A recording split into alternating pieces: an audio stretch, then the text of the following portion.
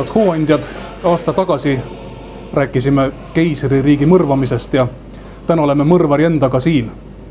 Ja jätkame seda sarja, millele sai algus pandud ja meil on järjekorras uus raamat, järg eelmisele, esimesele, Verepunane Venemaa. Tundsite kindlasti ära selle tegelase, see on meie kallis Vladimir Iljitš Lenin.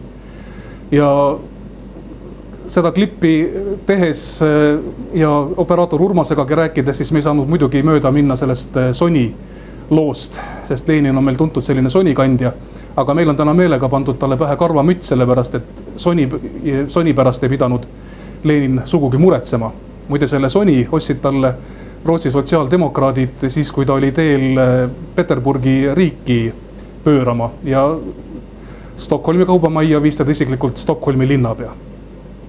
Aga Lenin ei olnud sugugi väga vaene, kui ta oma riigi mõrvamise projekti läbi viis. Ta elas päris kenasti partei rahasest ja sellest kõigest me räägime uues raamatus Verepunane Venemaa. Teeme väikse tagasivaate esimesse ossa ja siis käsitleme aastaid 1917 kuni 1924.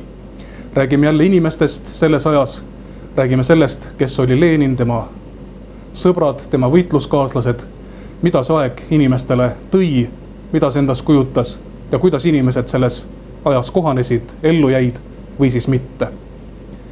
Nii et tulemas on uus raamat ja peagi toome selle siis lugejateni hooandjate abiga.